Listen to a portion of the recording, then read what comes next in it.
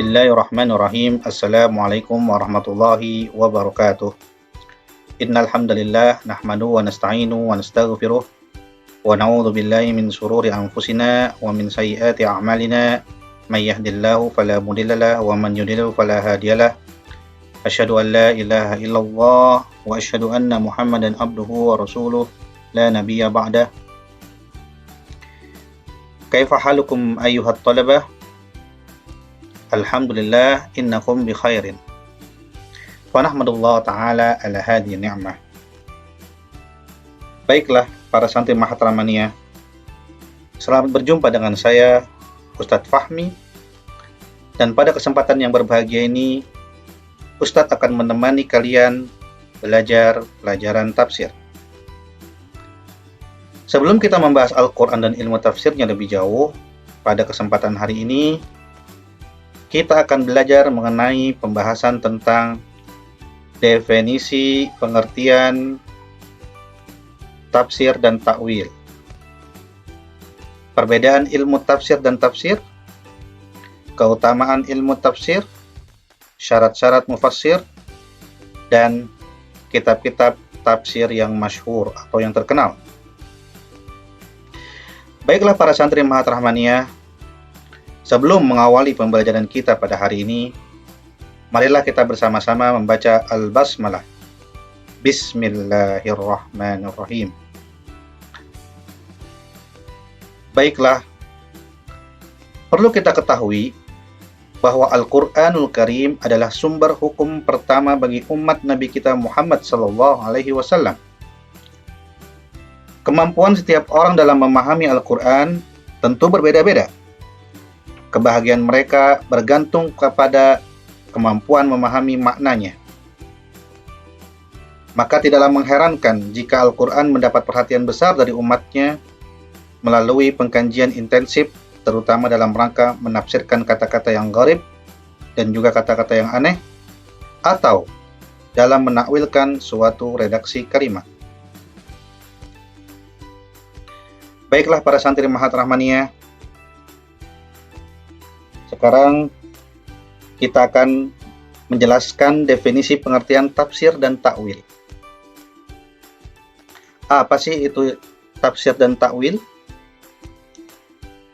Menurut bahasa, kata tafsir berwazan dari kata al-fasar, yang berarti menjelaskan atau menyingkap makna yang abstrak. Kata tafsir bisa juga diambil dari kata at-tafsirah, yaitu suatu ilmu yang digunakan dokter untuk mengetahui penyakit. Tafsir mengikuti wazan at-taf'il, yang artinya menjelaskan, menyingkap, dan menerangkan makna-makna yang rasional. Di dalam kitab Lisanul Arab dinyatakan kata al-fasar berarti menyingkap sesuatu yang tertutup. Sedangkan kata tafsir berarti menyingkap maksud suatu lafaz yang muskil atau yang susah. Jadi kesimpulannya, tafsir bisa diartikan menjelaskan, menyingkap makna yang abstrak, menerangkan makna yang rasional, dan juga menyingkap maksud suatu lafaz yang muskil. Sedangkan takwil secara bahasa berkata dari kata aul, yang berarti ar-rujuh atau kembali. Atas dasar kata ini disebutkan al-ilaihi ulan, artinya kembali kepadanya. Di dalam kamus Lisanul Arab disebutkan awwalul kalami ta'wilan, artinya dabbaro, memikirkan, qaddaro, memperkirakan, dan fassara, menafsirkan. Ada juga yang menyatakan, sebagian ulama, kata takwil berasal dari kata al-iyalah, yang berarti as-siyasah, seolah-olah yang melakukan pentakwilkan, menyiasati atau mengatur ucapan dan menempatkannya pada tempatnya. Jadi, kita tarik kesimpulan bahwa takwil bisa diartikan kembali, memikirkan, memperkirakan, menafsirkan, dan menyiasati. Itulah definisi dari kata tafsir dan takwil. Selanjutnya, yaitu perbedaan ilmu tafsir dan tafsir. Adapun perbedaan ilmu tafsir dengan tafsir diantaranya, yang pertama, dilihat dari segi kedudukan masing-masing, ilmu tafsir adalah sebagai alat bagi mufassir dalam menafsirkan Al-Quran.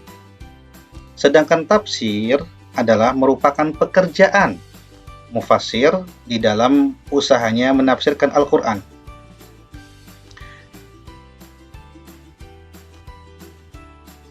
Yang kedua, dilihat dari segi tujuan mempelajari keduanya, maka tujuan mempelajari ilmu tafsir adalah agar orang dapat menafsirkan Al-Quran, atau sekurang-kurangnya mengerti cara mufassir menafsirkan Al-Quran. Sedangkan tujuan mempelajari tafsir adalah untuk mengetahui apa maksud atau kandungan ayat-ayat Al-Quran. Yang ketiga, jika dilihat dari segi kitab-kitabnya atau materinya, kitab-kitab ilmu tafsir berupa kitab-kitab yang memuat ulumul Quran, khususnya unsur-unsur ilmu tafsir. Sedangkan kitab-kitab tafsir adalah kitab-kitab yang secara khusus disusun untuk memahami maksud ayat-ayat Al-Quran itu. Yang keempat, dilihat dari segi sebab dan akibat, menguasai ilmu tafsir menyebabkan seorang mufassir mampu menafsirkan Al-Quran. Sedangkan menguasai tafsir karena banyak membaca kitab-kitab tafsir belum tentu menyebabkan seseorang pandai ilmu tafsir. Jika belum pernah mempelajarinya, selain mengetahui tentang tafsir ayat menurut kitab tafsir yang dibacanya. Itulah perbedaan ilmu tafsir dan tafsir. Apakah santri-santri bisa memahaminya? Alhamdulillah. Selanjutnya, keutamaan mempelajari tafsir. Di antara keutamaan mempelajari ilmu tafsir adalah yang pertama, materi ilmu tafsir adalah materi pembelajaran yang paling mulia. Ibnu Qayyim rahimahullah mengatakan,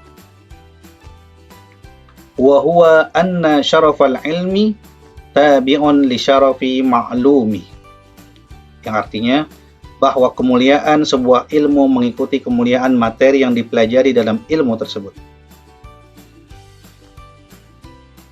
Yang kedua,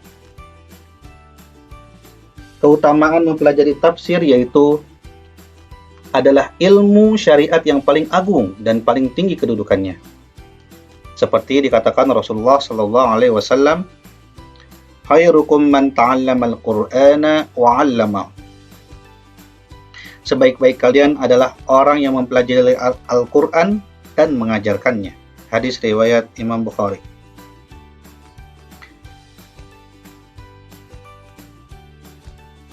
Keutamaan mempelajari tafsir yang ketiga, yaitu suatu ancaman bagi orang-orang yang tidak mentadabari Al-Quran adalah akan dikunci hatinya. Ustaz ulangi. Ancaman bagi orang yang tidak mentadaburi Al-Quran adalah akan dikunci hatinya. Seperti firman Allah Subhanahu wa taala, "Afala yatadabbaruna al-Qur'ana am 'ala qulubin aqfaluha." Yang artinya, maka apakah mereka tidak memperhatikan Al-Quran, bahkan hati mereka terkunci. Quran Surat Muhammad ayat 24. Yang terakhir, keutamaan mempelajari ilmu tafsir atau tafsir, yaitu sebagai sebab terhindar dari kesesatan dunia dan tercapai kebahagiaan di akhirat. Di antara keutamaan mempelajari tafsir Al-Quran adalah terhindar dari kesesatan di dunia dengan meniti jalan lurus yang ditunjukkan Al-Quran, serta masuk ke dalam surga dan selamat dari siksa akhirat. Seperti yang dikatakan di dalam Al-Quran, A'udzubillahi minasyaitonirrajim, Bismillahirrahmanirrahim, faman ittaba'a hudaya fala yadillu wala yashqa. Yang artinya, lalu barang siapa yang mengikuti petunjukku, ia tidak akan sesat dan tidak akan celaka.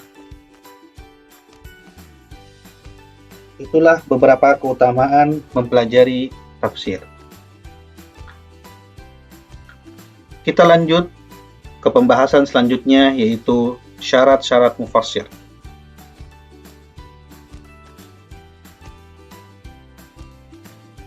Para ulama telah menyebutkan syarat-syarat yang harus dimiliki setiap mufassir. Di sini ada beberapa poin. Yang pertama, akidah yang benar. Sebab akidah memiliki pengaruh yang besar terhadap jiwa pemiliknya.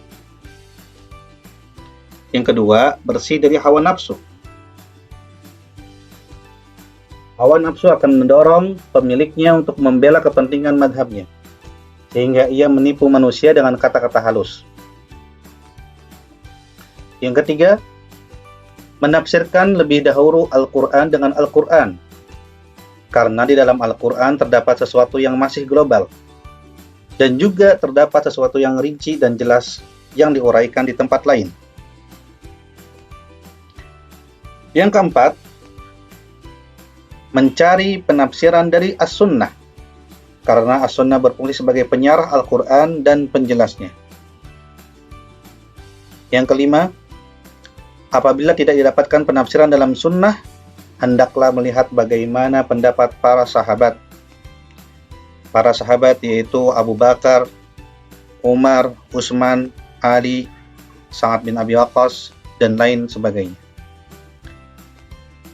Yang keenam, apabila tidak ditemukan juga penafsiran dalam Al-Quran dan juga Sunnah, dan juga pandangan para sahabat, maka sebagian besar ulama dalam hal ini merujuk kepada pendapat tabi'in, seperti Mujahid bin Jabar, Hasan al-Basri, Al-Qatadah, dan tabi'in lainnya.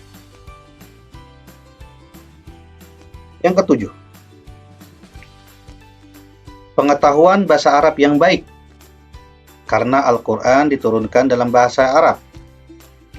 Nah, kalian di Mahat ini mempelajari bahasa Arab, maka kalian bisa menjadi seorang mufassir. Akan tetapi, bahasa Arab kalian harus bagus. Yang selanjutnya, salah satu mufassir. Yang kedelapan, pengetahuan tentang prinsip-prinsip ilmu yang diberikan dengan Al-Quran, seperti ilmu qiraat, ilmu usulut tafsir, dan mendalami kaedah-kaedah yang dapat memperjelas suatu maksud Al-Quran. Juga mengetahui asbabun nuzul, nasikh dan mansuh, dan lain sebagainya. Syarat-syarat mufassir yang terakhir, yaitu pemahaman yang cermat sehingga mufassir dapat mengukuhkan suatu makna atau menyimpulkan makna yang sejalan dengan nas-nas syariat. Itulah poin-poin yang Ustadz sampaikan, poin-poin syarat-syarat menjadi mufassir. Dan pembahasan yang terakhir yaitu kitab-kitab tafsir yang masyhur atau yang terkenal dari zaman adanya sahabat sampai sekarang. Di sini ada beberapa contoh kitab-kitab tafsir yang masyhur. Di antaranya yang pertama yaitu Tafsir Ibnu Abbas dengan nama kitabnya Tanwirul Miqbas min Tafsiril Abbas. Yang kedua, Tafsir Ibnu Jarir At-Tabari dengan nama kitabnya Jami'ul Bayan fi Tafsiril Quran. Yang ketiga yaitu Tafsir Al-Bughawi dengan nama kitabnya Ma'alimut Tanzil. Yang keempat, Tafsir Ibnu Katsir dengan nama kitabnya Tafsirul Quranul Azim. Yang kelima, Tafsir Asy-Syaukani dengan nama kitabnya Fathul Qadir. Yang keenam, Tafsir Jalaluddin As-Suyuti dengan nama kitabnya Ad-Durrul Mansur bil Ma'sur. Yang ketujuh, Tafsir Ibnu Ishaq dengan nama kitabnya Al-Kashfu wal Bayan fi Tafsir Al-Quran. Dan masih banyak lagi kitab-kitab tafsir yang masyhur dan maksur. Baiklah Santri Mahat Rahmaniyah, pembahasan tentang tafsir sangatlah luas. Dan marilah kita mempelajari ilmu tafsir. Semoga Allah memudahkan kita dalam mempelajari ilmu ini. Amin amin ya rabbal alamin. Inilah yang bisa saya sampaikan. Jika ada kata-kata yang benar, tentunya datangnya dari Allah. Dan jika ada kata-kata yang salah, tentunya dari diri saya pribadi. Marilah kita tutup pembelajaran kita pada hari ini dengan membaca Alhamdulillah. Alhamdulillahi Rabbil Alamin. Assalamualaikum warahmatullahi wabarakatuh.